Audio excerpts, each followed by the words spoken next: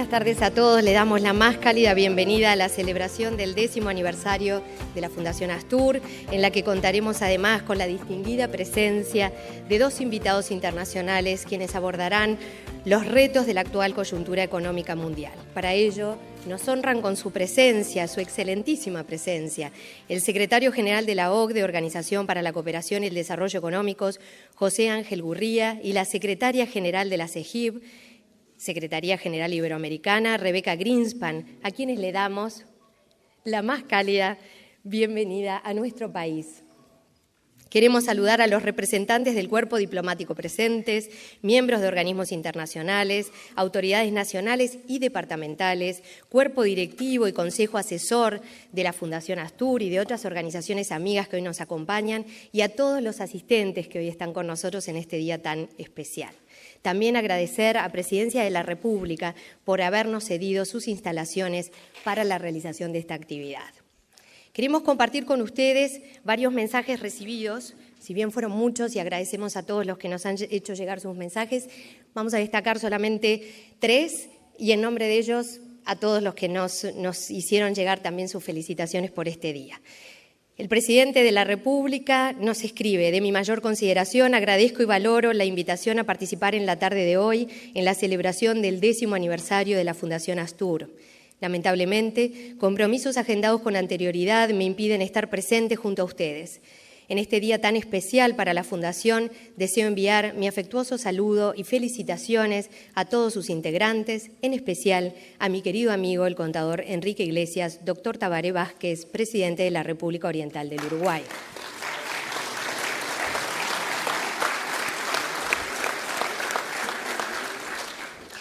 También queremos hacer llegar el saludo del ministro de Trabajo y Seguridad Social, Ernesto Murro, quien por esta misiva se disculpa de su ausencia en este acto. Querido Enrique Iglesias, queridos Pepe Pupo y gente de Astur, feliz aniversario.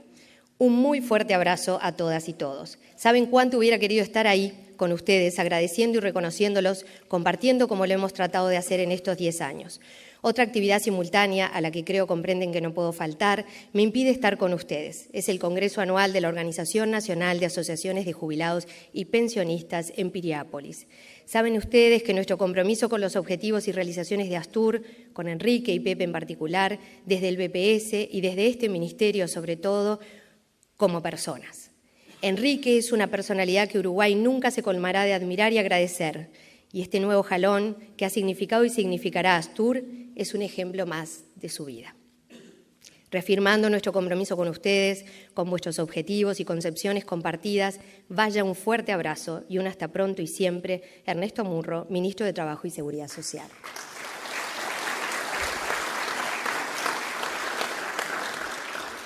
También compartir con ustedes el cálido saludo que nos ha hecho llegar el Centro de Humanización Los Camilos desde España, aliado estratégico y amigo de Astur, con quienes hemos compartido también todo este recorrido.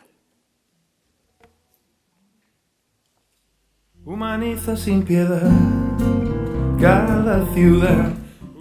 Un saludo muy cariñoso a los miembros de la Fundación Astur desde España, particularmente a Enrique Iglesias, el presidente, a José María Pupo, el director, y a las personas como Juliana Abella y Virginia González, que habéis colaborado tanto en acciones formativas vinculadas con el cuidado a los adultos mayores y con la pasión por humanizar.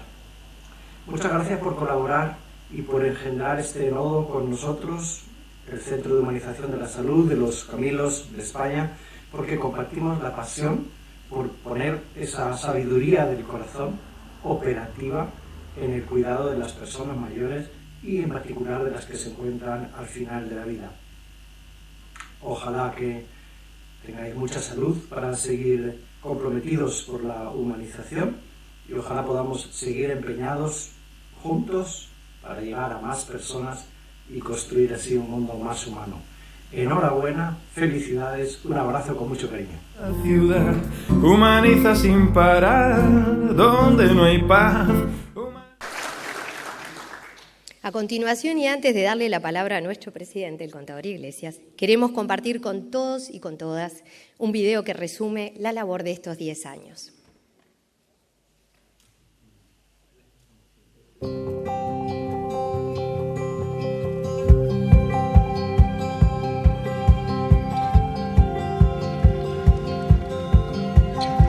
me gustaría dejar alguna cosa creada en el país que fuera un poco un testimonio silencioso de mi agradecimiento por lo que recibí del país y las oportunidades que me dio. Y así fue como nació esta idea de generar esta fundación que le hemos llamado Astur, porque yo nací en Asturias, en España, vine de 3 años al país. En aquel momento tenía 2 grandes propósitos. El primero era contribuir al debate nacional sobre los temas económicos y sociales y políticos en su manera también del país.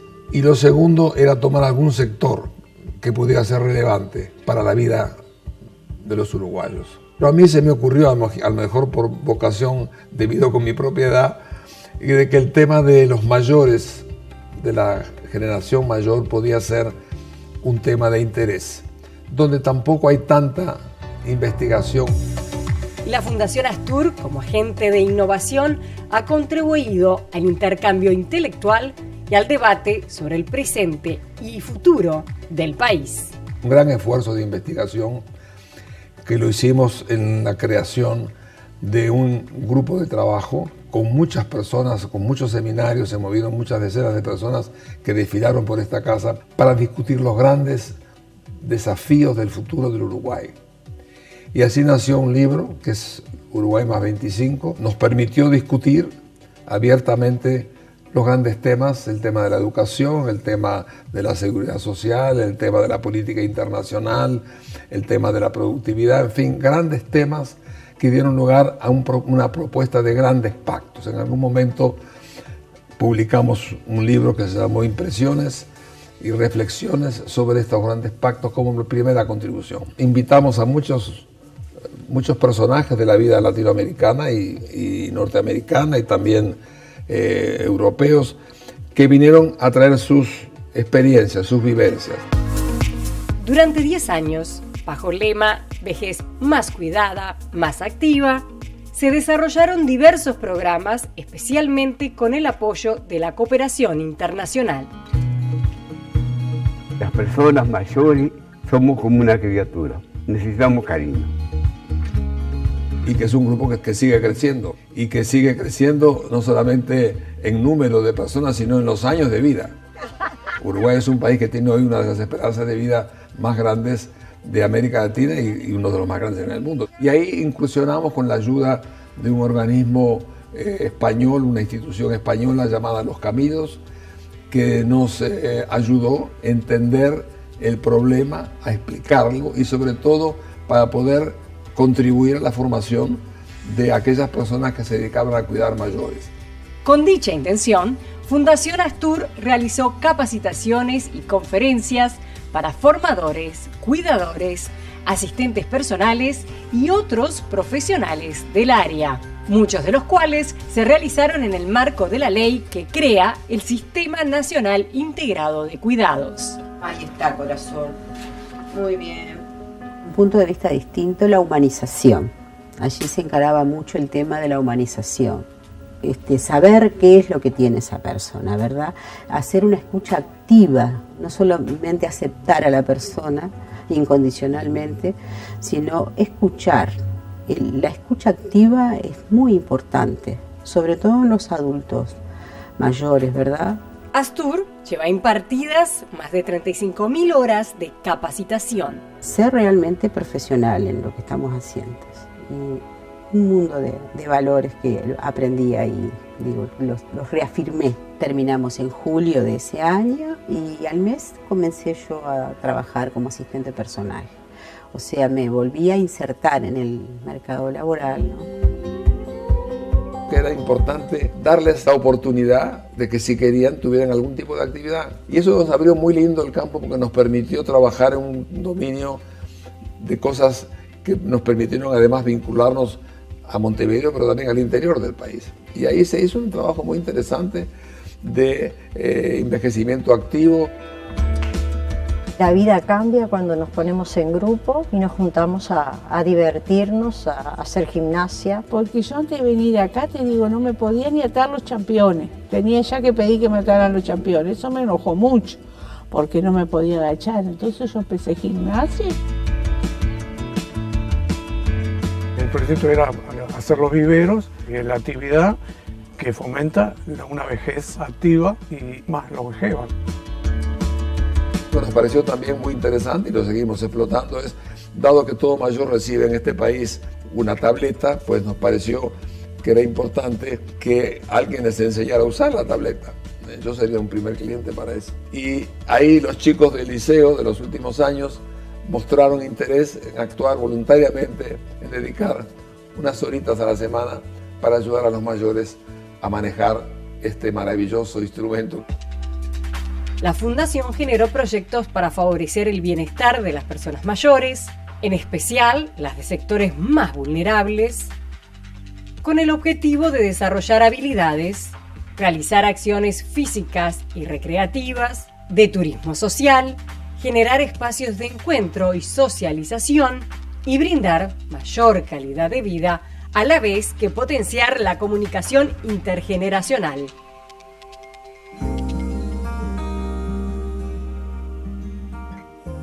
Vengo de un hogar humilde, mi padre era agricultor y no le daba mucho para pagar empleado. El empleado tenía que ser yo. Fui hasta cuarto año después me sacaron porque tenía que trabajar. Todavía no me adapté a vivir solo, que eso es lo que... Es de lo que se habla mucho allá en las reuniones que tenemos en el salón comunal, es precisamente eso, es la soledad. Un día y otro día y una noche y otra, y siempre, ahora que medio nos estamos juntando. El mar lo conocía y Montevideo lo conocía siempre por venir por problemas de enfermedad. Nunca pude venir a pasearnos, que eso pasó cuando vinimos a ese viaje.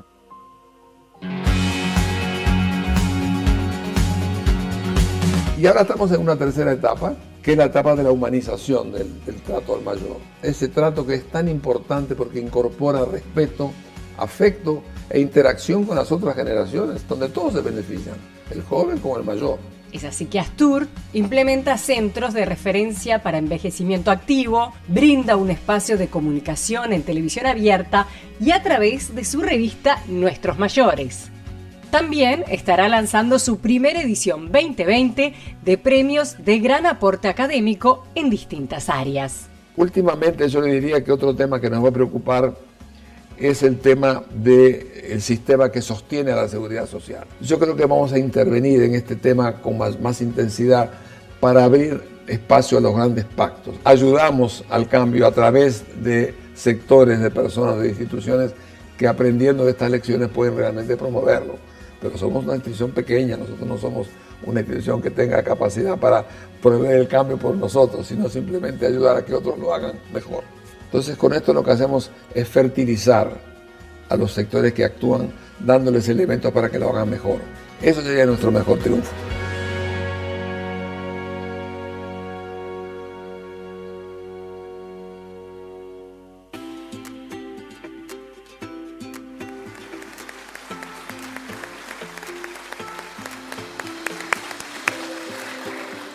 Mientras vamos acompañando un minutito a que bajemos el botón y a que puedan ir pasando estos pequeños créditos que son nuestro pequeño agradecimiento también a todos los que son parte de Astur y forman y han acompañado estos 10 años de crecimiento.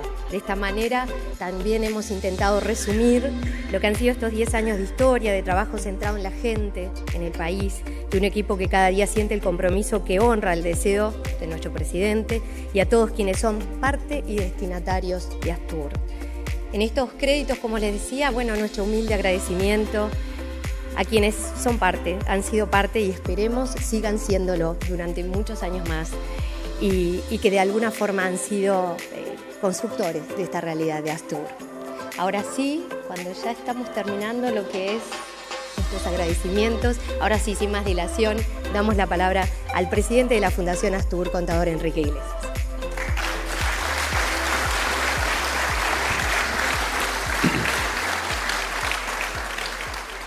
Bueno, muchas gracias por la presencia tan generosa de todas y todos ustedes. No voy a identificar las personalidades que tenemos en sala, embajadores, ministros, ministras, amigas, amigos de toda la vida, en fin, a todas y todos ustedes, muchísimas gracias por esta compañía en el día de hoy. Ya hablé ahí, de manera que no voy a hacer ningún discurso, pero sí quería decir 2 palabras respecto a que dentro del compromiso que hemos asumido con ayudar a divulgar o atraer personas con autoridad, hemos querido que este acto de los 10 años se concentraran fundamentalmente en poder recibir a 2 grandes amigas y amigos, que es lo que tenemos aquí presentes.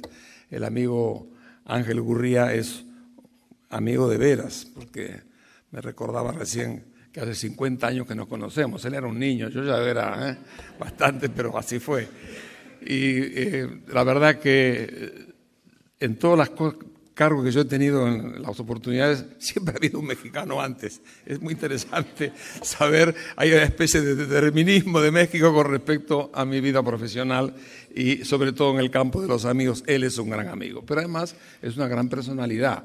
Hoy la OSD, como ustedes saben, es el organismo quizá más importante como rector de la opinión pública y hacedor de cosas en el mundo actual.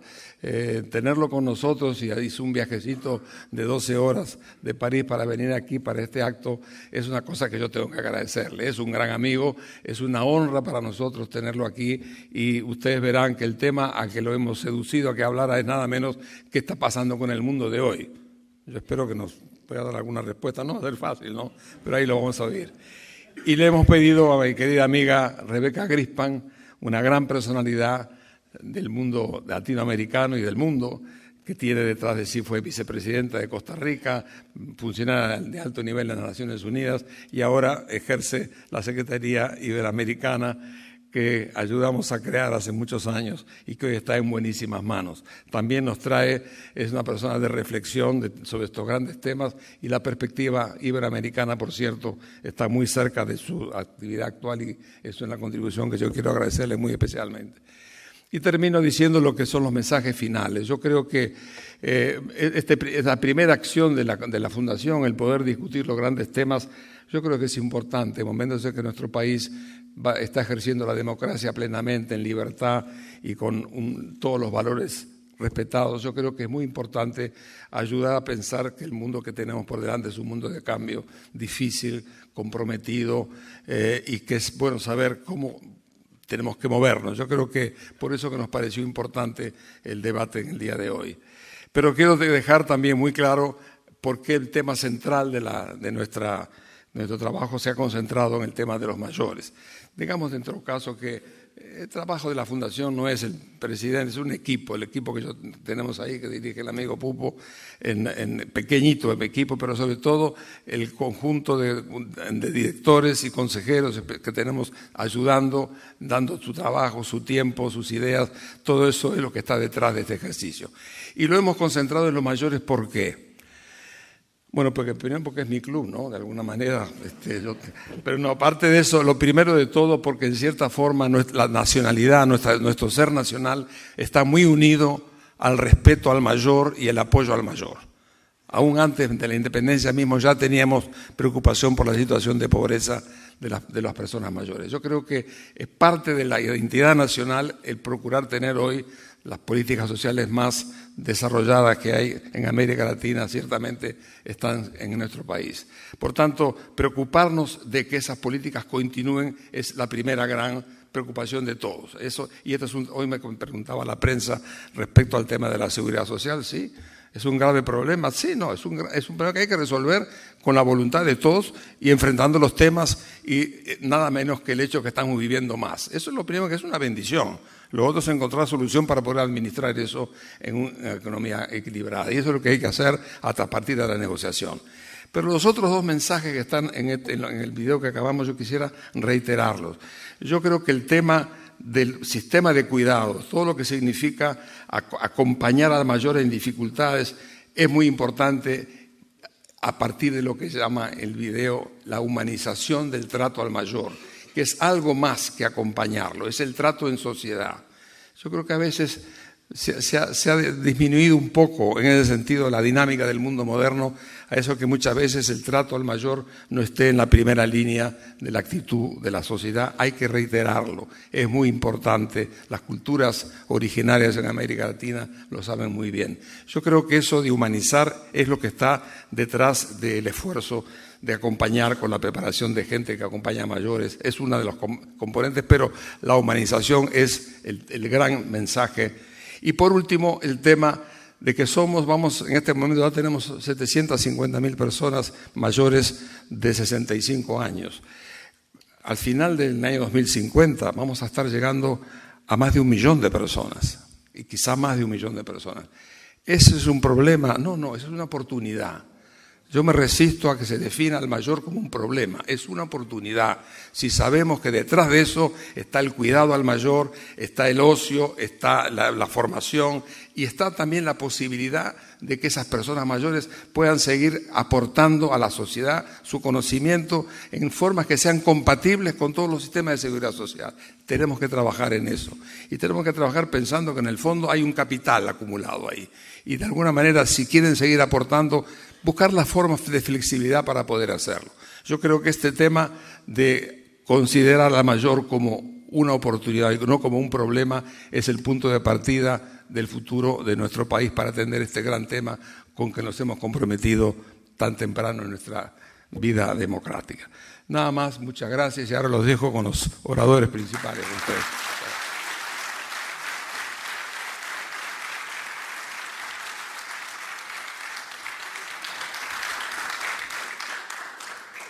Muchas gracias, presidente. Desde sus inicios y tal como veíamos en el video institucional, Astur ha realizado distintos trabajos de investigación, así como conferencias de importante valor académico brindadas por expertos, invitados, que han compartido sus conocimientos con Uruguay a través de Astur y contribuido de alguna manera al debate de los grandes temas del país. Parte de estas acciones se consolidaron a través de diversas publicaciones impulsadas por Astur con apoyos locales e internacionales. Uruguay más 25, reflexiones, los cuadernos del ciclo de conferencias Pensando el futuro y claves de la nueva economía y más recientemente las cumbres iberoamericanas. Para la realización de estas publicaciones, así como de las conferencias vinculadas a las mismas, contamos con la valiosa colaboración de expertos nacionales e internacionales, como les decía, también con organismos internacionales y apoyo también de los organismos locales. Nombrarles sería muy extenso, pero en esta breve placa queremos de alguna forma honrar también y agradecer y reconocer a todos los que nos han ido acompañando durante estos años. En el marco de esta tarea de contribuir y acompañar el desarrollo del país, hemos querido sumar una nueva publicación, recién la nombrábamos un momentito durante el video, en esta ocasión dirigida al eje de la atención a la comunidad que realiza nuestra organización, de lo que recientemente acababa de hablarnos nuestro presidente. Es por ello que tenemos la alegría de compartir con todos ustedes el lanzamiento de la revista Nuestros Mayores. Un esfuerzo impulsado por nuestro director general, José María Pupo, con la aprobación de nuestro Consejo de Administración, presidido por Enrique Iglesias, y del Consejo Asesor que preside Juan José Tacone. Este esfuerzo mancomunado contó, sin duda, con el apoyo de todos los integrantes de la Fundación Astur y en especial del Consejo Asesor Editor, y particularmente con el respaldo de la Sociedad Uruguaya de Gerontología y Geriatría. En ella van a poder encontrar historias de vida, entretenimiento, información, artículos científicos, en donde los destinatarios y protagonistas son los propios mayores. Y los profesionales también, aquellos que les cuidan, que procuran su mejor calidad de vida. Todo ello con un enfoque biopsicosocial que promueve el respeto, disfrute y defensa de los derechos, promueve el envejecimiento activo, la valoración de su contribución pasada y presente y, sin duda, la mejor convivencia social. Agradecer especialmente al Banco de Previsión Social, Hospital Maciel, las Intendencias de Cerro Largo, Colonia, Montevideo y Tacuarembó y a ANDA, a todos ellos por haber hecho posible con su colaboración la realización de la revista. También a la doctora Yanela Macera, al doctor profesor Luis Bueno y a la señora Margarita Quemaid, que aparte ha venido desde Salto, con su nieta, que también colaboró con esta edición, nadadora uruguaya que ha hecho podio en el reciente Mundial de Corea. quienes han sido sin duda todos ellos protagonistas de esta primera edición, y a todos los que de alguna forma u otra también han sido parte del emprendimiento, les queremos agradecer. Está previsto que llegue de forma semestral, gratuita, por supuesto, a todos los puntos del país en los lugares de referencia de nuestros mayores. Este esfuerzo se une a lo que también comentábamos recién en el video brevemente, y es que se une a un espacio recientemente inaugurado por la Fundación en televisión abierta, en el programa Calidad de Vida, que se emite los domingos a la mañana y en el que contamos con entidades como Casmo y Centela Sintencia, que también han hecho posible que tengamos ese espacio abierto y que llegue a todo el país. Al culminar esta actividad les vamos a estar entregando un ejemplar a todos, y también nos pueden hacer llegar sus datos si quieren el resto de las publicaciones que contábamos recién de Astur, que también se encuentran disponibles en nuestra página web y que, bueno, como les decía, ha sido de alguna forma el resumen de todos estos años de trabajo en el área de investigación y de convergencia de alguna forma en lo social, político, económico. Ahora sí, sin más dilación, le damos la bienvenida al señor Ángel Gurría para hablarnos de los retos de la actual coyuntura económica mundial. Ángel Gurría nació el 8 de mayo de 1950 en México, él nos da la fecha, yo la cuento. Se incorporó a la organización, creo que de Rebeca no la voy a decir por un tema de mujeres que somos, se incorporó a la Organización para la Cooperación y el Desarrollo Económicos, OCDE, después de una brillante carrera en la administración pública. Como secretario de Asuntos Exteriores de México, promovió un enfoque de las cuestiones globales caracterizado por el diálogo y la búsqueda de consenso. Fue secretario de Hacienda y Crédito Público de México, logrando una transición armoniosa entre las diferentes administraciones. Como secretario general de la OCDE, desde 2006, el señor Gurría ha consolidado la organización como uno de los pilares del sistema de gobernanza económica mundial, que comprende al G7, el G20 y la PEC, y un punto de referencia para el diseño y aplicación de mejores políticas para una vida mejor. Ha ampliado el número de miembros de la OCDE con la incorporación de Chile, Estonia, Israel, Letonia y Eslovenia, y ha hecho más inclusiva la organización, reforzando sus relaciones con las economías emergentes. Bajo su supervisión, la OCDE está liderando los esfuerzos de reformar el sistema fiscal internacional y mejorar los marcos de gobernanza en materia de lucha contra la corrupción y otros ámbitos.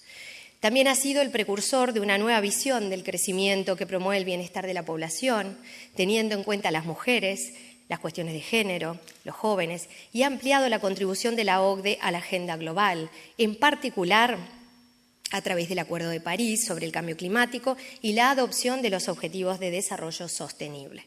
El señor Gurría es licenciado en Ciencias Económicas por la UNAM y obtuvo una maestría en Economía por la Universidad de Leeds de Reino Unido. Está casado, tiene 3 hijos y estamos súper agradecidos de que esté hoy con nosotros. Bienvenido. Gracias.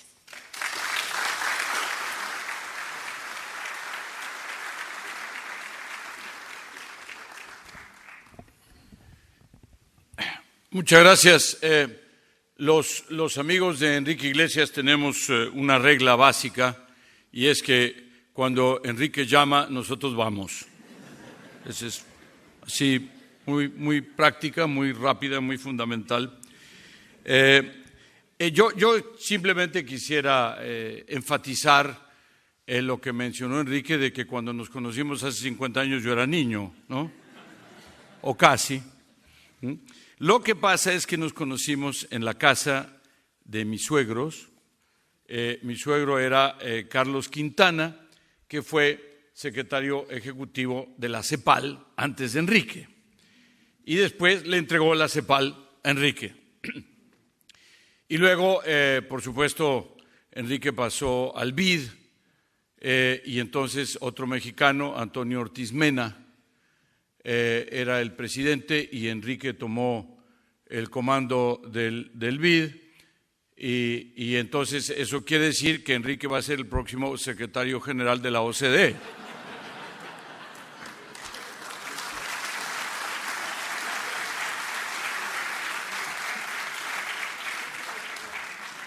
O algo por el estilo. Me pidieron que hablara sobre la coyuntura mundial y cómo se ven las cosas. Y la verdad es que no se ven muy bien. Hace un año nosotros publicamos 4 veces al año publicamos nuestras proyecciones económicas. Y hace un año, 2 veces lo hacemos de manera muy formal, con un documento muy gordito, así, todo lleno de temas y todo. Y 2 veces lo hacemos de manera preliminar, en un documento un poco más modesto.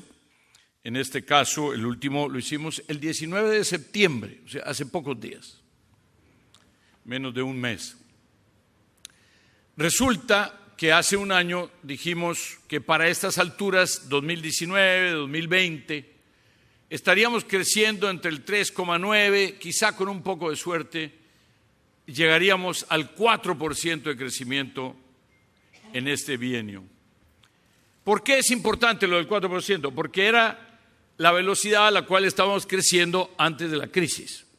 Entonces, después de 10 años de crisis, era como volver al principio y reconocer que además ha sido una década muy difícil. Enrique Iglesias nombró a la década de los 80 de la década perdida por el tema de la deuda, en fin.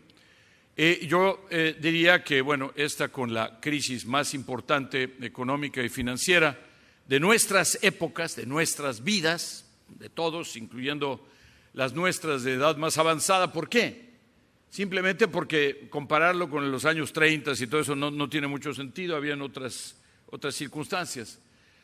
Pero el hecho es que acabamos hace pocos días de proyectar que el crecimiento del año 2019 y 2020 será de 2,9%. Es decir, le hemos rasurado un 1% al crecimiento de la economía mundial en lo que va del año. ¿Y por qué? Por supuesto, el impacto que esto tiene en Europa, o que tiene en América Latina, o que tiene en los Estados Unidos, o que tiene en China, o que tiene en Japón, es diferente. Pero en promedio, en el mundo, 1% menos, entre 3,9 a 2,9. Enorme cantidad. ¿Y qué es lo que cambió?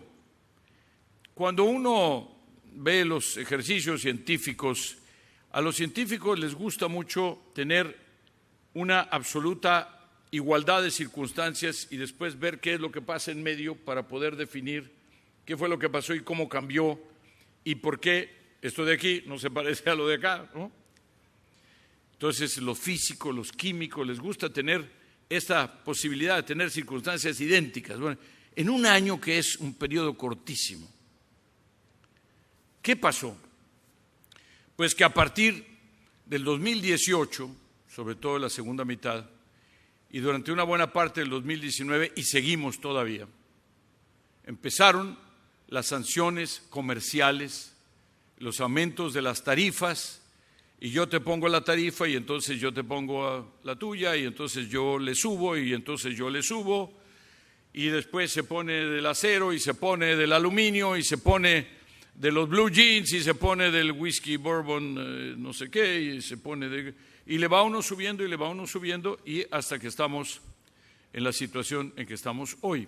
Por cierto, les quiero decir que hace quizá una hora y media, se anunció que los Estados Unidos y China, está Liu He, el viceprimer ministro de China en Washington en este momento, con Steve Mnuchin y con Robert Lighthizer, que es el negociador comercial, habrían llegado a un acuerdo parcial sobre algunos temas, lo cual es muy buena noticia, porque implica cuando menos que hoy o mañana o la próxima semana no seguirán aumentando las tensiones comerciales y que hay un deseo pues recíproco de tratar de arreglar las cosas. Pero eso pasó hace pocos minutos.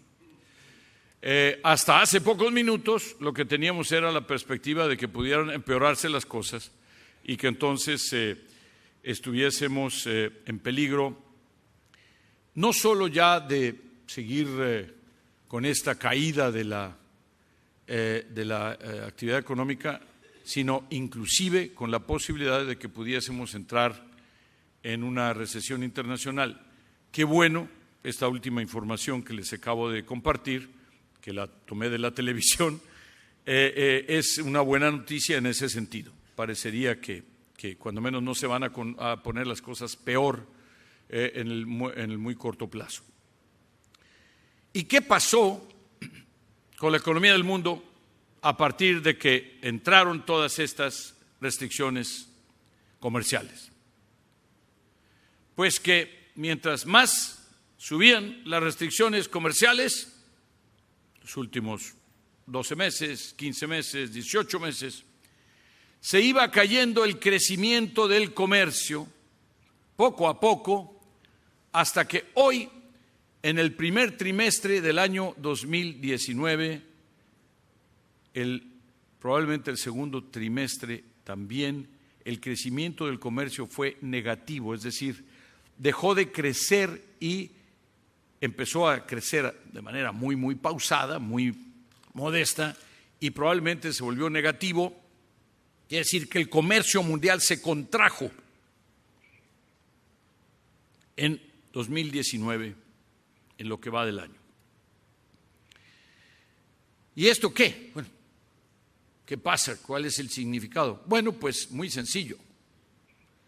¿Cuál es el motor del crecimiento de mañana? Es la inversión. ¿Y qué pasa? ¿Qué motiva al inversionista? El inversionista invierte para producir, para vender, para tener una utilidad razonable. Pero cuando el inversionista no sabe si va a tener acceso a un mercado o si va a tener una cuota o qué productos van a tener acceso o cuáles no, o cuál es la tarifa que les van a aplicar a los productos. Y entonces un inversionista responsable lo que hace es que difiere la decisión de invertir o la cancela. Y cuando esto se multiplica millones de veces en todas partes del mundo, tiene uno este impacto de caída en un periodo tan corto de no las perspectivas de crecimiento, sino del crecimiento mismo, y afecta también las perspectivas futuras. Esta es la situación que tenemos porque, insisto, las decisiones comerciales crearon incertidumbre. La incertidumbre es el peor enemigo del crecimiento. Eso afecta la inversión, eso afecta el crecimiento, afecta inclusive las decisiones de consumo, porque ante la incertidumbre uno ahorra o no gasta, a pesar de que tenemos las tasas de interés más bajas de la historia, que por cierto nos están dando otras consecuencias complicadas, como el hecho de que tenemos un nivel de endeudamiento de las familias y un nivel de endeudamiento de las empresas no financieras, del sector privado, prácticamente en todo el mundo, pues sin precedente, que se acumuló porque hoy, bueno, es tan barato pedir prestado, le prestan a uno al 1%, al 1,5%, una hipoteca a 3%, 4%, y entonces dice uno, bueno, pues al 1% que sean bofetadas, ¿no? Va uno y se compromete con el crédito. Es lo que queríamos que hiciera la gente, por cierto. Por eso bajamos tanto las tasas de interés. Pero el problema es que ahora ya sabemos que este periodo de tasas de interés bajas, inclusive negativas, el 40% de la deuda de los países de la OCDE hoy se está cotizando a tasas negativas. Quiere decir que uno le presta a los alemanes $100 y los alemanes le devuelven a uno 10 años después $99.8. Y uno tiene que estar tan agradecido. Las tasas son negativas. Eso quiere decir que la perspectiva de crecimiento de los próximos 10 años, derivada de la perspectiva, viene acompañada de la perspectiva de inflación, tiene que ver con la perspectiva de crecimiento, reflejado en las tasas de interés, es que vamos a tener crecimiento bajo, o cuando menos muy modesto, en los próximos años. Por lo pronto, 10. Entonces, lo que tenemos es un escenario en donde parecía que estábamos en la recuperación y de repente vienen estas decisiones y no solo cancelan la recuperación, sino que además generan una incertidumbre que probablemente nos afecte durante una buena parte de la próxima generación. Así estamos en términos de la economía mundial. Yo les diría que en cuanto a América Latina hay una desaceleración mundial que afectaría a 21 de los 33 países de la región. ¿Por qué? Pues, mientras más abiertos, mientras más dependientes son del comercio los países, y esto cualquier tipo de comercio, incluyendo las materias primas, si hay una desaceleración, China, en lugar de estar creciendo al 13, y luego al 11, y luego al 10, y luego al 9, y luego al 8, y luego entre el 6 y el 6,5, más pegado al 6 ahora. Bueno, claro, cuando China crece al 6%, genera una economía igual que la de varios países europeos cada año, ¿no? Pero el problema es que demanda mucho menos del tipo de productos que exportamos aquí en la región y por lo tanto eso también tiene su efecto. Entonces tenemos la desaceleración de China, tenemos la desaceleración general del mundo entero. China de manera muy importante porque China era responsable de la mitad, después del 40%, de la tercera parte del crecimiento del mundo y por lo tanto lo que pasa en China es muy importante. Y decía yo que el tema de América Latina, pues bueno, América Latina sufre las consecuencias, el deterioro de las perspectivas económicas de la región es evidente. Tuvimos del 2000 hasta el 2014 más o menos, íbamos con una trayectoria más o menos, navegamos bien la crisis, nos fue mejor en términos relativos que a los países más industrializados en la crisis, pero después nos vino el coletazo y ahora estamos pasando dificultades. Tenemos ya un crecimiento menor como región que el propio crecimiento de la OCDE, a pesar de que la OCDE se ha caído.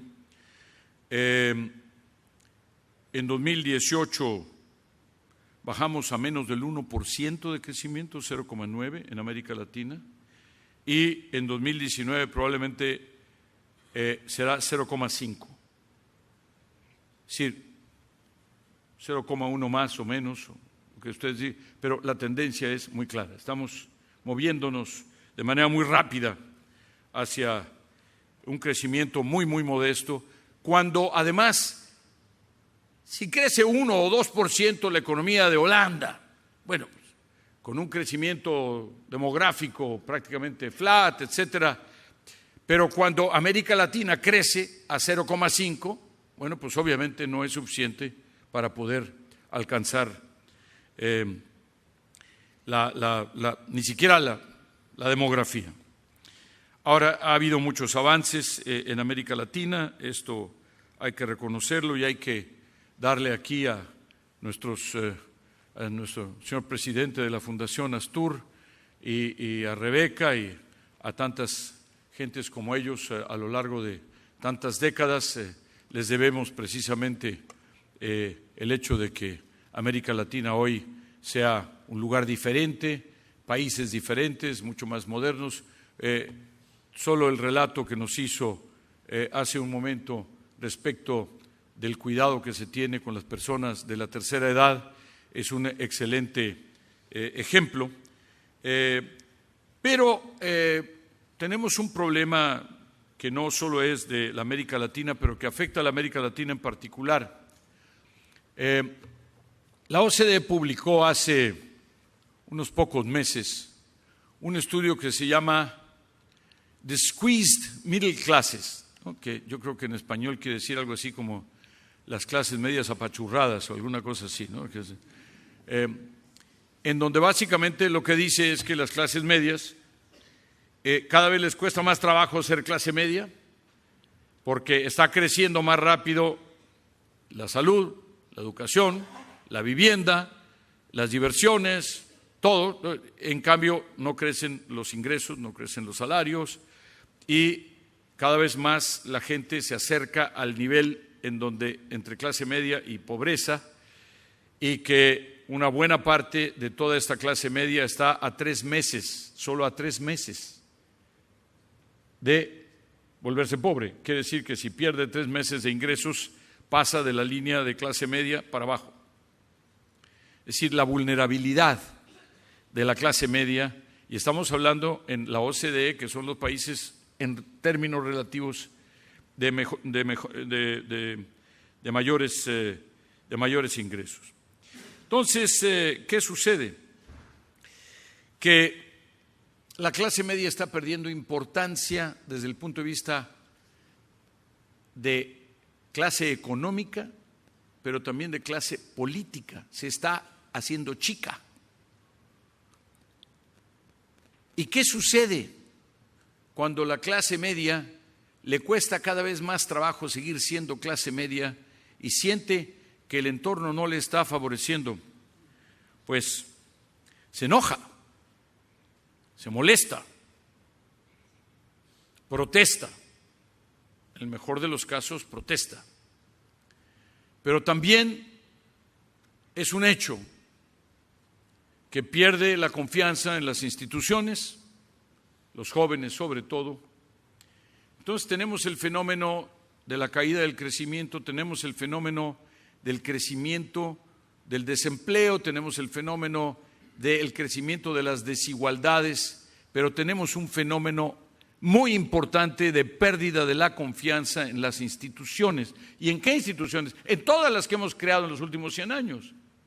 En los presidentes, en los primeros ministros, en los ministros, en los partidos políticos, en las asambleas, en los congresos, en las multinacionales, en los sistemas bancarios, en los organismos multilaterales, en la democracia. Brexit. ¿Qué pasó con Brexit? ¿Por qué perdimos? Y digo perdimos porque yo estuve en Londres, fui a London School of Economics a decir un discurso con un libro sobre todas las consecuencias que iba a tener el aprobar el referéndum para salirse de la Unión Europea. Perdimos. Nick Stern me invitó a decir: necesito aliados, estamos perdiendo la batalla. Y perdimos la batalla, ¿por qué? Porque el 60% de los jóvenes cuyo futuro estaba en juego en ese voto no votó.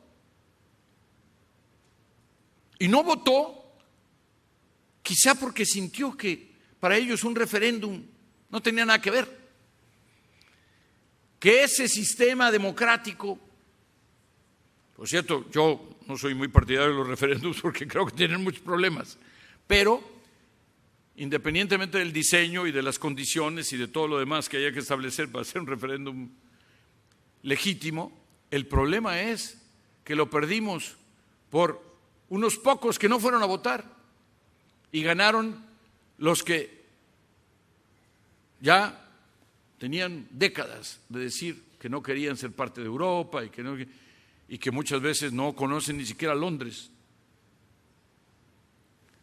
Entonces,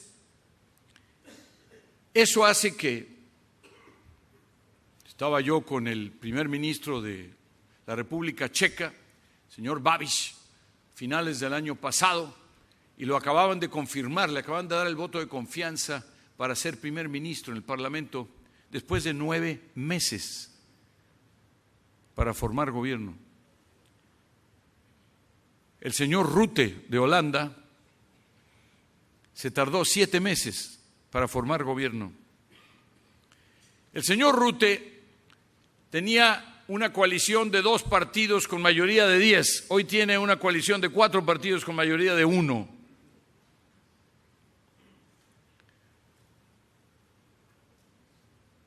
Angela Merkel, el pilar gigante, 5 meses para formar gobierno.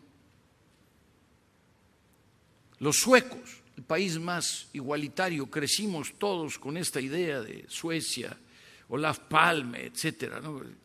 La socialdemocracia.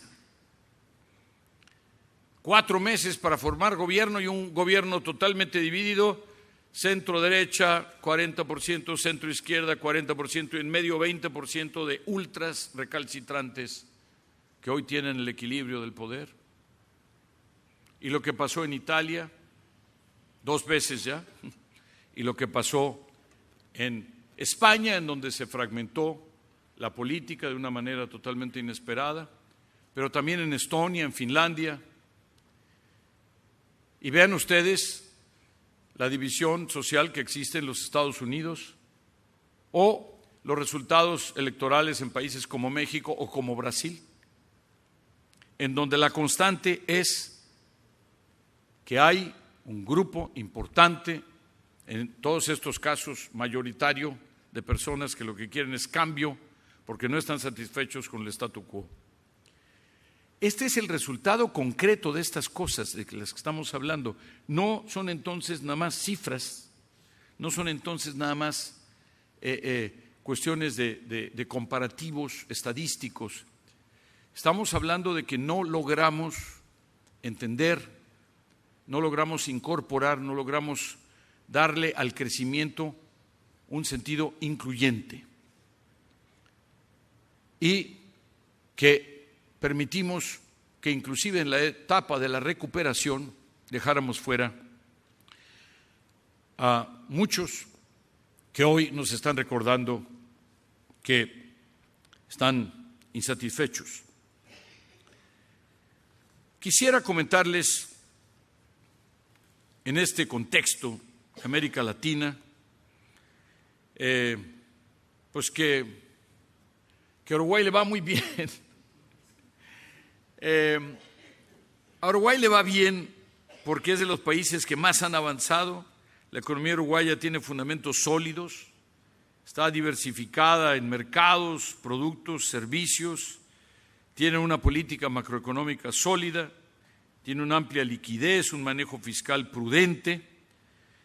Esto del manejo fiscal prudente, por cierto, a los que hemos pasado por las crisis de las deudas, nos parece de una enorme importancia. El Uruguay ha logrado mantener un crecimiento inclusivo a pesar de un contexto regional e internacional complejo. América Latina es la zona del mundo, la región del mundo, no la más pobre, pero la más desigual. Y en cambio, el Uruguay es el país más igual, el que tiene los números de desigualdad más bajos y, por lo tanto, hoy, debo decir, con mucho gusto, estando aquí, pues que tiene el ingreso per cápita más alto de la región, o por ahí. Entonces, lo digo esto con mucho gusto y además, pues, enfrente de todos ustedes que son los que han logrado estos resultados. Hay, sin embargo, como siempre, tanto en América Latina como en el Uruguay, una serie de retos. La productividad laboral de la región es el 40% de la Unión Europea, menos de la mitad, aunque en Uruguay 56%, es decir, también le va mejor al Uruguay que a la región en promedio. Estamos hablando de educación superior, estamos hablando de, lo voy a decir en perfecto español, de las skills, las destrezas, las habilidades, las competencias. La palabra más importante es no solo skills, sino upskilling, reskilling, que quiere decir que tenemos que educar o reeducar cuando menos a la mitad de la fuerza de trabajo de hoy, más las futuras generaciones para poder adaptarse a la tecnología, a la modernidad y particularmente a la revolución digital que hoy estamos viviendo. Pero además, no olvidemos la obligación ética, moral, pero también económica de seguir luchando contra la pobreza en una región del mundo que no solo tiene grandes diferencias de ingresos, sino también todavía muchos millones y millones de pobres. Yo soy mexicano, vengo de un país en donde quizá poquito menos de la mitad puede considerarse 130 millones, puede considerarse pobre, y en donde la mitad de esa mitad está en pobreza extrema o por ahí. De manera que estamos hablando, y bueno, este es un caso de un país que cuando menos desde lejos parece que es un país de ingreso medio entre los países en desarrollo, y sin embargo tiene estas grandes carencias, y así vemos, quizá con excepción del Uruguay, aunque tiene sus grupos de mucha pobreza, tenemos este reto tan importante. Quisiera comentar también que además de estos temas puntuales, hay temas que tienen que ver con las instituciones, temas que tienen que ver con la cultura de gobierno, de los gobiernos, cosas como, por ejemplo, el tema de la integridad, la transparencia, la lucha contra la corrupción, que sigue siendo un flagelo, que sigue siendo un cáncer enorme, y que ha dado lugar a cambios muy importantes. Yo mencionaba el caso de México y el caso de Brasil, que son, desde el punto de vista ideológico, muy diferentes, y sin embargo, en los dos casos tenían en común que había una reacción en contra de la corrupción que dio lugar al cambio de gobierno y al cambio de régimen. Y esto también nos da idea de la importancia. Y terminaría con el tema de medio ambiente. Y les digo esto porque acabo de estar en las Naciones Unidas en la reunión que convocó el secretario general sobre el tema del cambio climático, pero además tuvimos muchas reuniones sobre biodiversidad. Estamos preparando la reunión de biodiversidad de Kunming del año que viene en China. Estamos preparando la reunión sobre los océanos que se llevará a cabo en Lisboa el año próximo también. Y lo que tenemos es que están aumentando las emisiones de dióxido de carbono otra vez. Lo que tenemos es que en las últimas décadas ha desaparecido el 60% de los vertebrados. Lo que tenemos es que aún si llegamos a 1,5% de calentamiento, que es la meta hoy muy difícil, parecería, de lograr, perderíamos como el 70% de los corales, y que si solo logramos el 2 grados de calentamiento, 2 grados, que sería un éxito desde el punto de vista de los objetivos del Acuerdo de París, perderíamos prácticamente la totalidad de los corales, y con los corales se va todo un ecosistema del que dependemos y que vale un múltiplo del PIB que hoy conocemos en el mundo. Es decir, estamos ya no en términos del 2050 y lo que va a pasar con las emisiones y qué tan difícil va a ser lo de la capa de ozono, etcétera. Estamos hoy acabando con el planeta como lo conocemos, y por lo tanto, pues yo diría que ese es el otro gran grito de alerta para el mundo, ciertamente para América Latina en lo particular, que depende tanto de su biodiversidad. Amigos, amigas, señores ministros, señores embajadores, Nosotros en la OCDE lanzamos un programa para América Latina y el Caribe hace algunos años. Hemos estado aumentando el tamaño, la importancia, el impacto, pero además, después de que entró México, entró Chile, yo promoví, México fue el primer país latinoamericano que entró a la OCDE, yo promoví la entrada de Chile y pronto, espero que este mes de octubre el Constitucional colombiano ya confirme que está de acuerdo con la ley de ingreso y entraría Colombia de ser miembro de pleno derecho de la OCDE y en un año, espero, Costa Rica, el país de Rebeca Greenspan. Más o menos tenemos a un año, me faltan 9 de 23 comités que me tienen que dar todavía el sí. Espero que en un año estaremos ya por ahí. Pero además tenemos hoy solicitud de Brasil, está aquí el señor embajador con nosotros, tenemos solicitud de Argentina y tenemos solicitud de Perú. Y estamos trabajando para que podamos iniciar el proceso de adhesión de estos 3 países a la OCDE. De manera que la presencia de América Latina en la OCDE y la presencia de la OCDE en América Latina es una simbiosis que se alimenta a sí misma, que se refuerza mutuamente y que a todos nos ha sido enormemente favorable. Nuevamente, felicidades por este 10º aniversario, por este trabajo extraordinario que ha llevado a cabo la Fundación, su presidente Enrique Iglesias, y a todos ustedes por su atención. Muchísimas gracias.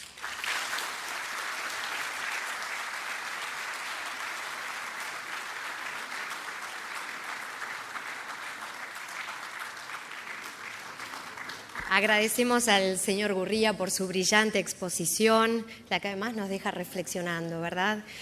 Y para justamente seguir reflexionando y en especial lo que tiene que ver con nuestra región, vamos a recibir a la señora Rebeca Greenspan, secretaria general de la Secretaría General Iberoamericana. Rebeca Greenspan nació en San José, Costa Rica.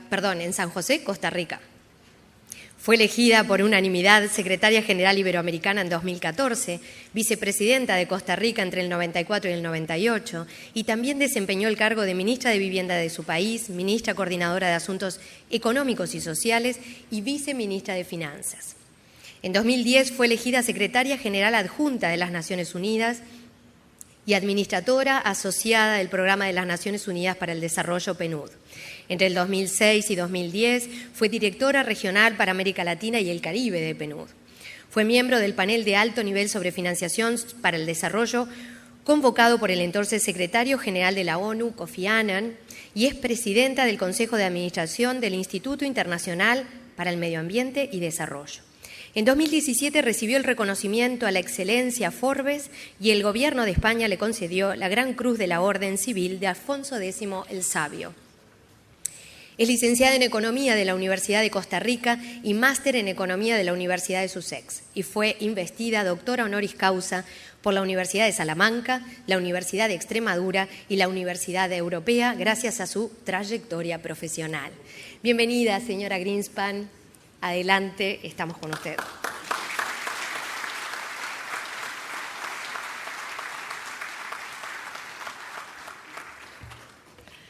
Quiero saludar muy especialmente a Enrique Iglesias. Ustedes saben que estamos realmente ante un ícono de toda la región iberoamericana y latinoamericana. Se lo he dicho siempre a don Enrique, él es el presidente de la región. Y siempre digo, cuando me dicen que vine después de don Enrique a la Secretaría General Iberoamericana, se imaginan lo difícil que era llenar esos zapatos. Entonces yo me ideé una fórmula para salir adelante de ese enredo. Y es que siempre he dicho que yo no vine a sustituir a Enrique Iglesias, sino a sucederlo, que es distinto, porque don Enrique es insustituible. Y es una persona...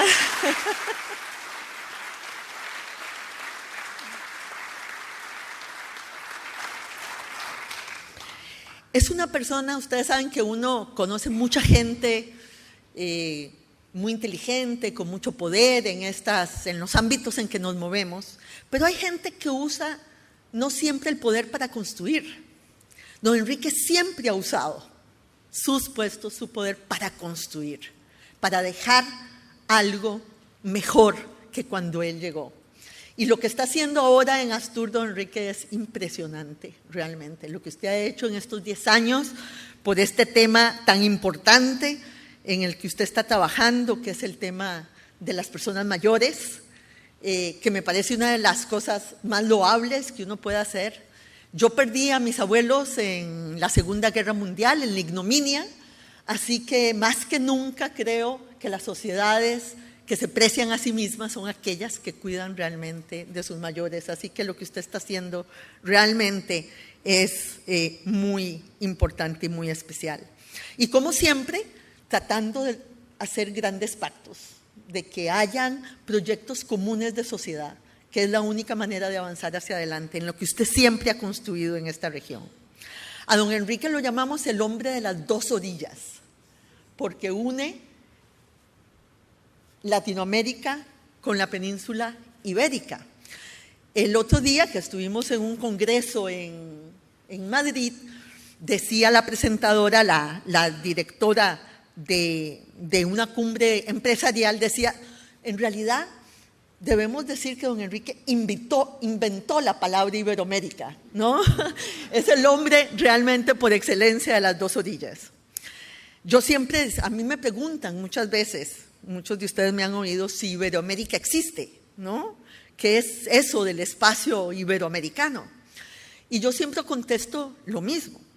Lo que existe es Iberoamérica, lo que es un invento es la Secretaría General. La Secretaría General lo que vino, precisamente con su primer secretario general, don Enrique, fue a profundizar eso que hace a Iberoamérica, que es los valores, la cultura, los idiomas, los afectos, las idas y venidas a través del Atlántico, en aquello que nuestro famoso novelista mexicano decía, que el Atlántico se pudo haber convertido en un abismo y se convirtió en un puente que une a las dos orillas. Ese hombre que une a las dos orillas también es don Enrique. Antes de continuar, voy a hacer una digresión porque yo me estoy muriendo de frío. Y yo siempre digo que yo explico la diferencia entre sexo y género por el aire acondicionado. Porque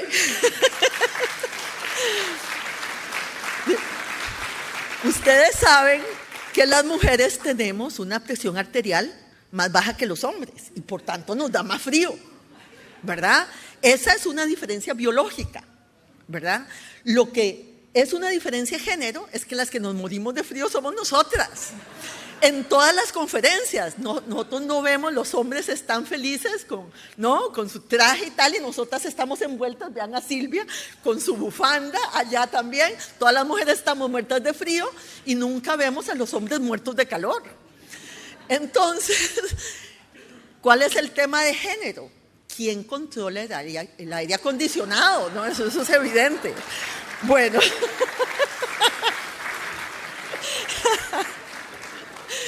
Bien, ahora yendo a la magnífica exposición de Ángel, que realmente ha hecho un recorrido fantástico y siempre, no solo con la solidez con la que él siempre lo hace, sino además con la motivación y la pasión que siempre le pone a sus exposiciones.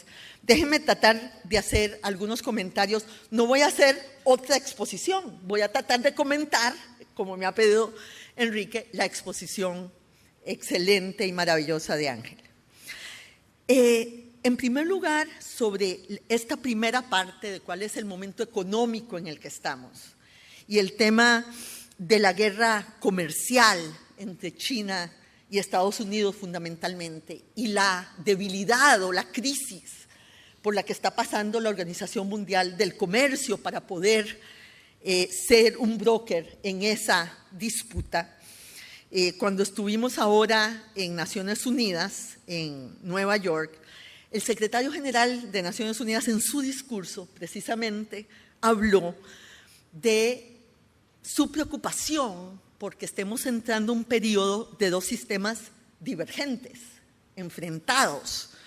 Un multilateralismo, decía él, no universal, sino alrededor de estas dos grandes potencias que son Estados Unidos y China. Y nosotros, los latinoamericanos, los iberoamericanos, necesitamos un sistema multilateral universal. Esa ha sido nuestra voz, ese ha sido siempre nuestro objetivo. Pero, decía el secretario general, tenemos que cuidar que el nuevo multilateralismo, como lo llaman algunos, no sea este multilateralismo competitivo, o sea, que es solo multilateral por partes en este mundo multipolar. Y no hay duda de que la guerra comercial entre Estados Unidos y China es solo una parte de esa competencia geoeconómica, geopolítica entre estas dos potencias, que va no solo en el ámbito comercial, sino en el ámbito tecnológico, en el ámbito de las infraestructuras, en el ámbito de las inversiones, en el ámbito de la cooperación internacional. O sea, esta nueva tensión, pongámoslo así, entre los dos grandes poderes o entre los grandes poderes se da en un momento además de desconfianza y de escepticismo sobre el sistema multilateral, sobre la diplomacia, y los poderes consideran de alguna manera que pueden usarlo todo en esa nueva tensión geopolítica que está viviendo el mundo. Y ahí nosotros debemos tratar de ser una voz que trate de que el multilateralismo, aquello por lo que hemos peleado, en lo que hemos invertido, no se quiebre, que el multilateralismo siga siendo un elemento universal que pueda proteger los principales valores y preservar nuestra capacidad de movilizar la acción colectiva hacia los objetivos comunes. El mantenimiento de la paz, de la seguridad nacional, pero lo que decía Ángel también, todo nuestro esfuerzo por los objetivos de desarrollo sostenible. Estamos seguros que al otro lado de los objetivos de desarrollo sostenible hay un mundo mejor que pudiéramos no solo preservar, sino construir conjuntamente, ¿no? Y el cambio climático y el ambiente, el Acuerdo de París, es el otro gran acuerdo que se hizo precisamente en el 2015, donde teníamos esta gran ilusión del éxito del sistema multilateral internacional, que había logrado ponerse de acuerdo en estas dos grandes agendas que podían llevarnos a una nueva etapa de prosperidad mundial. Sin embargo, efectivamente, a partir de ese momento, casi a partir de ese momento también comienza la disolución de ese gran acuerdo mundial. Aunque debo decir que debemos tener cautela en cuanto a ello, porque la verdad es que la mayoría de los países del mundo siguen comprometidos con el Acuerdo de París, aunque los esfuerzos están siendo todavía insuficientes para no llegar al 1.5% adicional de calentamiento global que se ha puesto como meta, ¿no? Pero no hay ninguna duda de que necesitamos reforzar, reconvenir una alianza por el multilateralismo, donde yo creo que Iberoamérica y que Latinoamérica somos países que tenemos esa apuesta, la apuesta por la cooperación, por el diálogo, por la paz, por la solidaridad, y que debemos hacer oír nuestra voz en esa dirección. Y que este es un contexto que desafía a todos nuestros países por igual, y que esta es una de las cosas importantes de nuestra unión con Europa para poder seguir teniendo una voz a favor de estos valores comunes en nuestra diversidad, pero valores comunes por los que debemos seguir luchando juntos, entendiendo la importancia de lo que podemos hacer conjuntamente y podemos potenciar conjuntamente para el mundo en su conjunto. Mi segunda, entonces todo este tema, Ángel, que has expuesto con tanta claridad, es también producto de esa nueva tensión geopolítica que cubre aspectos comerciales que nos afectan a nosotros especialmente, porque América Latina es una región que crece aceleradamente a principios de este siglo, precisamente por su inserción en el comercio internacional. El comercio internacional crece en ese periodo a doble del ritmo que el Producto Interno Bruto de los países y jala nuestras economías de manera importante durante todo ese periodo. Esta es una región que no ha crecido de espaldas al mundo, sino insertada en el mundo y por lo tanto, obviamente la desaceleración del comercio internacional y como nos dice Ángel, ya no solo la desaceleración del comercio, sino su contracción, porque ya tenemos ahora tasas negativas de crecimiento del comercio internacional, se convierte en un problema muy serio para nuestra región y para la capacidad que tengamos de un crecimiento mucho más dinámico. Mi segundo punto es este aspecto de que estamos en un mundo tan extraño, de tasas negativas.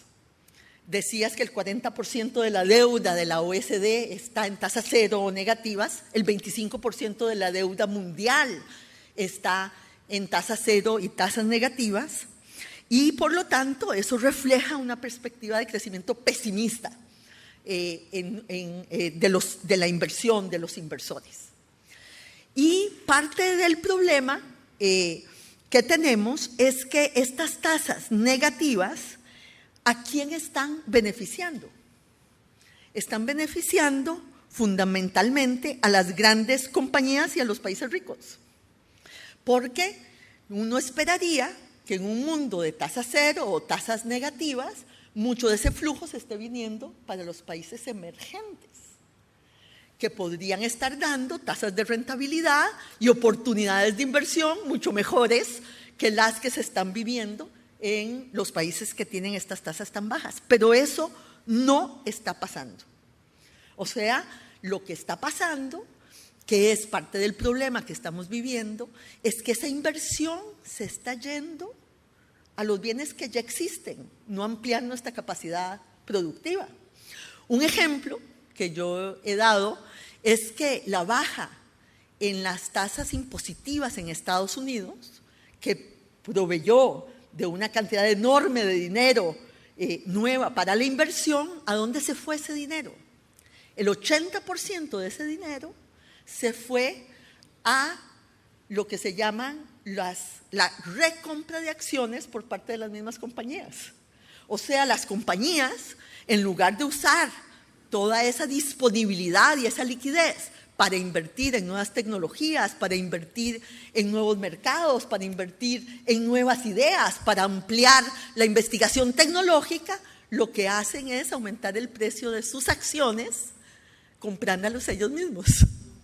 Y por lo tanto lo que vemos mucho en el mundo es una inflación de los precios de los bienes ya existentes y no asumir el riesgo dentro de este mundo incierto de ampliar los mercados, de ir a nuevos mercados, de invertir en nuevas ideas y, como bien dijo Ángel, de invertir en la gente, porque este es un momento en que tenemos que volver a invertir en nuestra gente, como dijo Ángel en perfecto español, en los skills. Y, por tanto, tenemos el problema de un mundo de altísima liquidez, donde la inversión no se está yendo a apostar por el futuro, sino que se está yendo a inflar el pasado. Estamos inflando el precio de lo que hicimos y no estamos invirtiendo en lo nuevo, que debería, en un momento en que la transformación tecnológica nos da la mayor potencialidad que ha tenido alguna vez la humanidad en la historia de vivir mucho mejor y de ampliar nuestra productividad, nuestra capacidad, nuestra creatividad en el mundo que viene.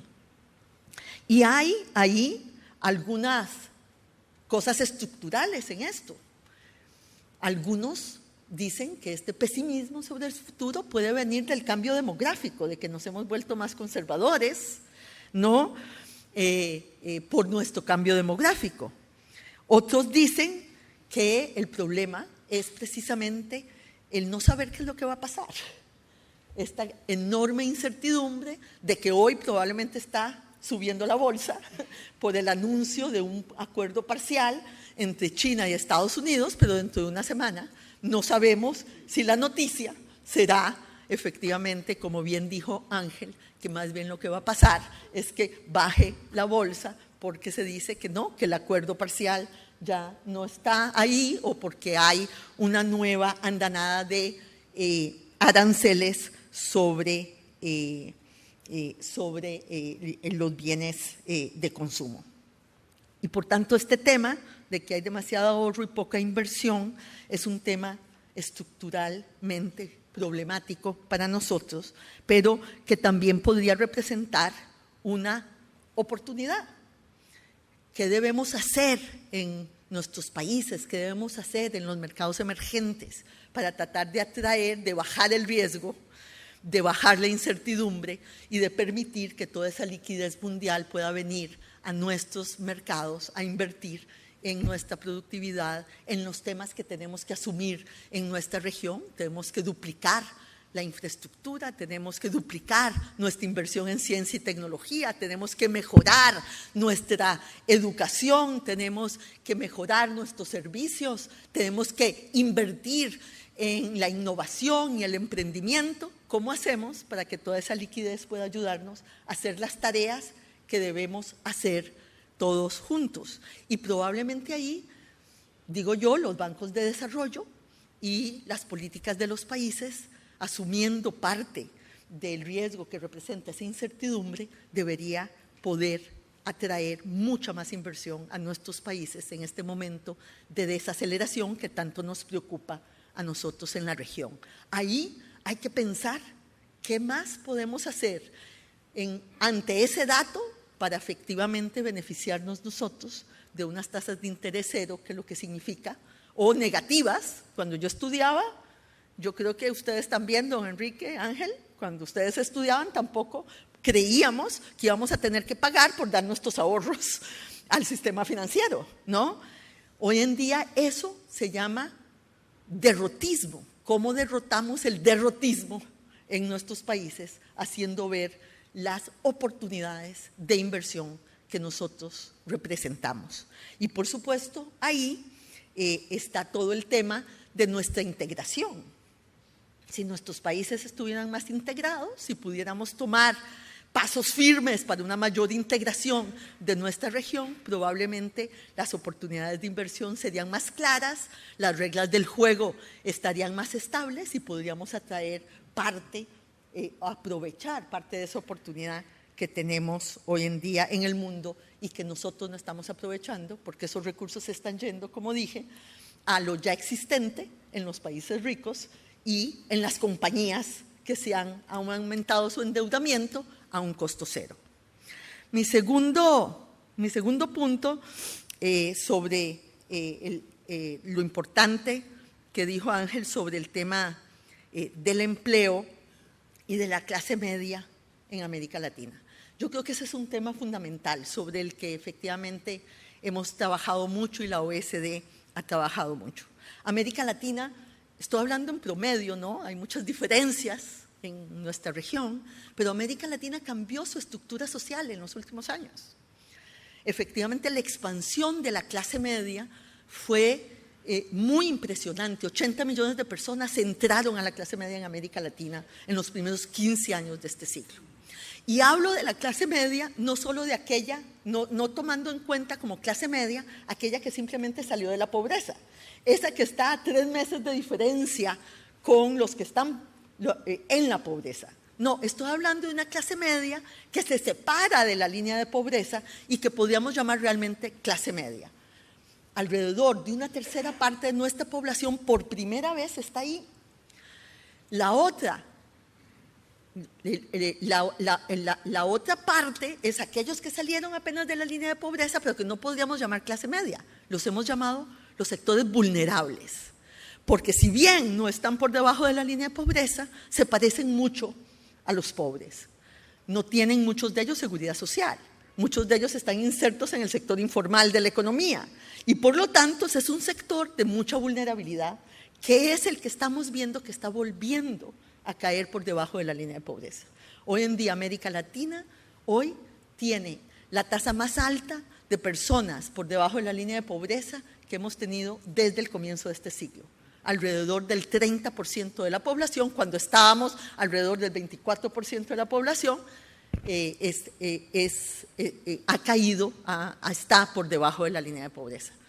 Y efectivamente, esto nos plantea una encrucijada para la región, porque por un lado, el hecho de que pudimos crecer combatiendo más la pobreza y más la inequidad en la primera parte de este siglo, ha hecho que hoy en día, con la desaceleración económica y con el rezago que tenemos, yo creo, institucional, haya una gran decepción de esos sectores medios en términos de su propio futuro. También un mayor pesimismo, porque esos sectores medios hoy en día ya no solo piden acceso a los servicios, no solo piden acceso a la educación y a la salud, piden servicios de calidad, piden buena educación y piden buena salud. Déjenme darles un ejemplo de lo que ha representado esta expansión de la educación en la región latinoamericana. América Latina duplicó su población universitaria en los primeros años de este siglo. Duplicó su población universitaria. Y 2/3 partes de esos estudiantes universitarios, 2/3 partes, siguen siendo primera generación en su familia que llega a la universidad. Eso muestra una gran movilidad social, una gran inversión en el capital humano de nuestra región, una gran inversión en la movilidad social.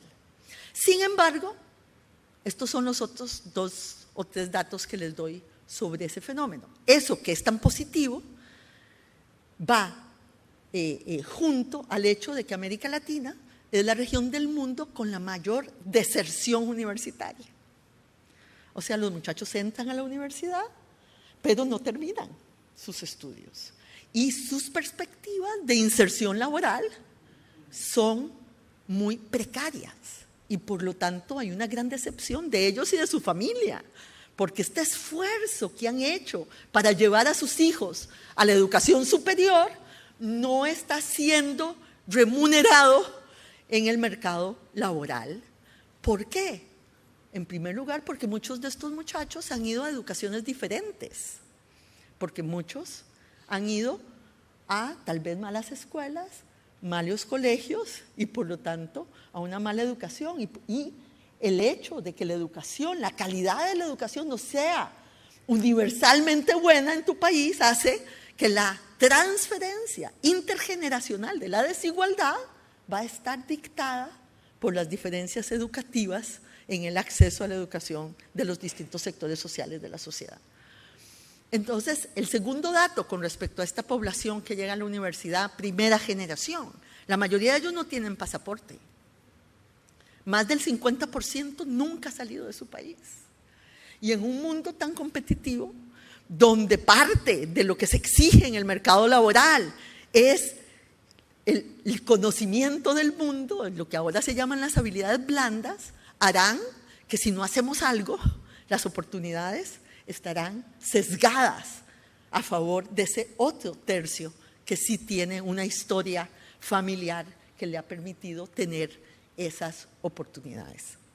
Entonces, vuelvo, tenemos una coyuntura en la cual yo recuerdo mucho, hoy hablando precisamente con el ministro Danilo Astori, yo le decía que cuando estudiábamos desarrollo y hablábamos de cambios muy acelerados, sabíamos que cuando los cambios son muy acelerados, no todo cambia al mismo ritmo.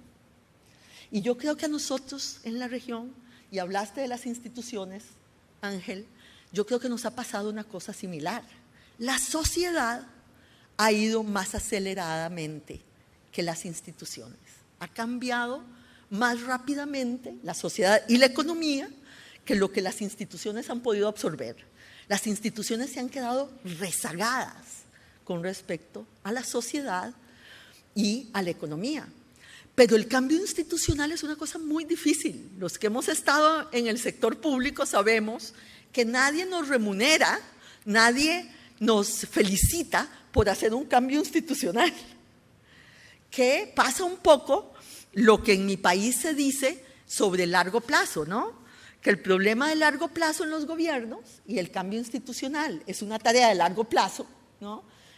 El problema de largo plazo en los gobiernos es que alguien se come la piña y es al otro al que le duele la panza. Porque el gobierno mismo que hace ese cambio con responsabilidad, no logra beneficiarse de su propio esfuerzo y de su propia inversión. Y ahí es donde surge la importancia de generar un diálogo distinto en la sociedad. Un diálogo entre el sector privado, los sectores sociales y el sistema político distinto, porque solo en un diálogo que trate efectivamente de construir un proyecto común de sociedad, con las diferencias que habrá en el sistema político y con las diferencias que tienen que existir en un sistema democrático, pero solo en la medida en que logremos establecer un diálogo y una visión de largo plazo, podremos hacer los cambios institucionales, las inversiones que no pueden ser flor de un día, no pueden ser un tuit, tienen que ser un esfuerzo concertado, sistemático, de largo plazo para los cambios que tenemos que hacer en la región. Termino solo diciendo algo sobre los skills y el futuro del trabajo. La OIT cumplió 100 años este año y convocó a una comisión para hablar del futuro del trabajo, ¿no? Y yo creo que una de las cosas más importantes en ese esfuerzo del que yo fui parte es tratar de desmontar esta idea de que el futuro es un futuro sin trabajo.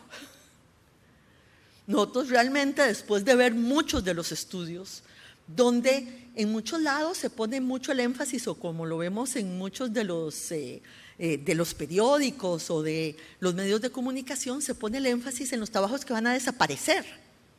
En realidad, dependiendo de las metodologías, por supuesto, tenemos un número u otro. Pero yo no creo que nosotros vamos a un mundo sin trabajo. Habrá mucha demanda por muchos sectores que tendrán que expandirse notablemente por razones que son estructurales. Y ustedes hablaban de parte de ello, don Enrique hablaba de parte de ello cuando hizo su exposición.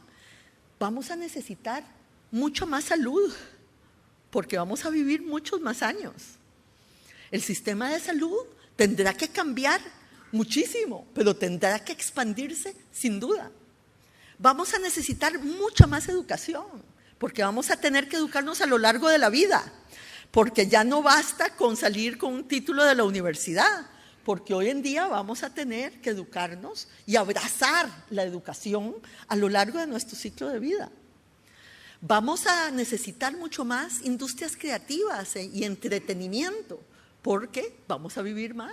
Porque sin duda alguna en algún momento se reducirá la jornada laboral, porque sin duda alguna muchos de nosotros, o de los que vivirán muchos años, necesitarán mucho más entretenimiento y un ocio de calidad. Vamos a tener que invertir mucho más en lo que en mi tiempo no existía, que es la economía de los colores. Cuando yo existía, la economía no tenía color. Hoy en día hablamos de la economía verde, de la economía azul, de la economía naranja, de la economía blanca, que es la economía de los cuidados, y sin duda alguna habrá una mayor demanda de empleos en todos esos sectores. Los trabajos, en realidad, lo que van a tener no es una desaparición, sino hibridación, lo que ahora se llama una hibridación del empleo, donde vamos a tener que tener tanto capacidades analíticas como capacidades creativas. Y, por lo tanto, las habilidades para esos empleos serán distintos. Por supuesto, tendrán que ser digitales. Tendremos que tener una alfabetización digital masiva, pero también tendremos un poco lo que ahora se llama el Spotify de la educación, ¿no? Que no es un paquete grande, sino aquello que necesitamos para la transformación de nuestros propios empleos, para ser capaces de insertarnos mejor en el mercado laboral. ¿Cuál es el problema? Entonces, ¿por qué estamos preocupados? Si no estoy pensando que el mundo va a ser un mundo sin empleo, ¿qué nos preocupa? Nos preocupa que aunque haya más empleo, haya más desigualdad. Lo que sí pareciera ser una tendencia que estamos viendo es una mayor desigualdad en el mercado laboral. Y si no hacemos algo con respecto a ello, entonces tendremos un problema, como bien Ángel lo decía, mucho mayor que el que estamos enfrentando hoy en día. Lo que tenemos que hacer es ver cuáles son las acciones que son eficaces para que esa expansión del empleo no sea en empleo precario, en empleo sin seguridad social, en empleo que no tenga salud, una educación permanente, porque los trabajadores requerirán cambiar muchas veces de trabajo y para ello requerirán del apoyo para cada una de las transiciones, y no podemos pensar que solo un grupo del mundo podrá tener esa capacidad, ese apoyo, mientras que la otra parte del mundo solo se verá en la precariedad y en la desigualdad, porque eso no nos permitirá sostener por lo que tanto hemos peleado en nuestra región, por sociedades democráticas, sostenibles, armónicas con el medio ambiente e inclusivas, que son los objetivos de desarrollo sostenible. Entonces yo los dejo nada más con un último pensamiento. Yo creo que todos estos riesgos que hemos visto tienen grandes oportunidades para nuestra región, grandes oportunidades para nuestra región. Y no lo digo con un optimismo naif, porque hay muchos chistes, ¿no?, sobre los optimistas y los pesimistas. Muchos dicen que nosotros los optimistas somos pesimistas mal informados. Sin embargo, a mí me gusta más la definición de Shimon Peres. Shimon Peres decía que los optimistas y los pesimistas morimos igual, pero vivimos diferente. Esta región puede vivir diferente. Muchas gracias.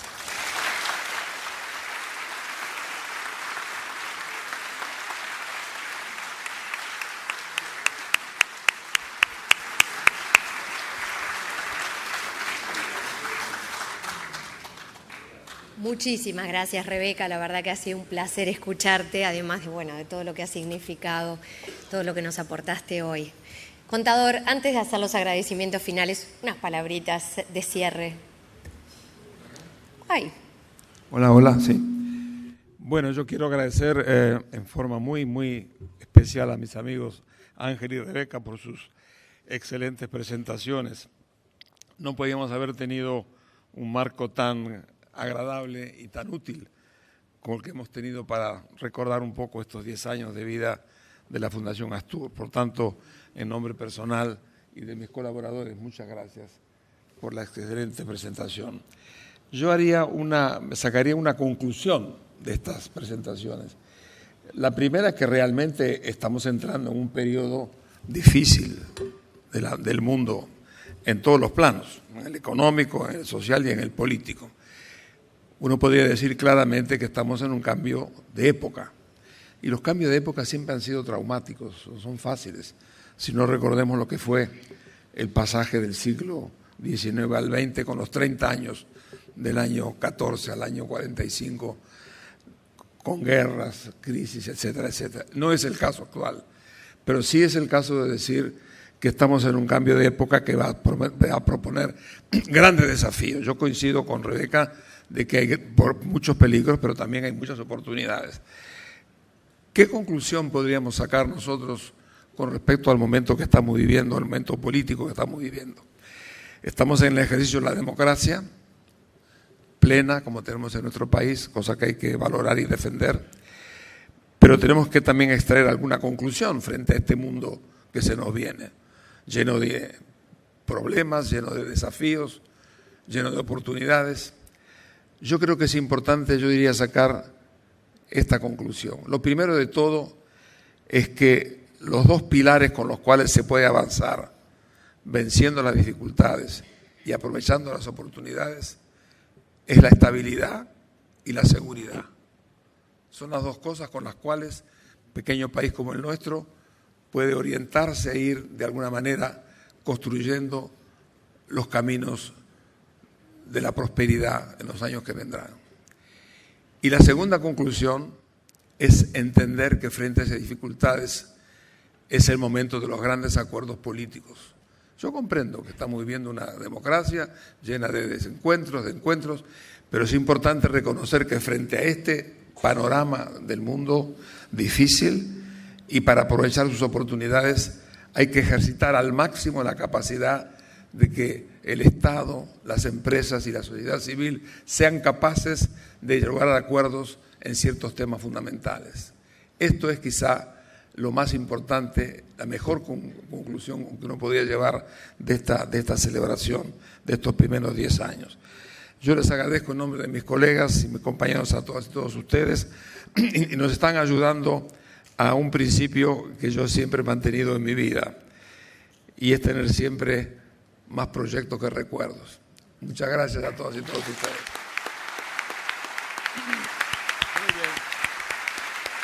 Gracias. Gracias a todos los que colaboraron en la organización de este evento. Muchas gracias.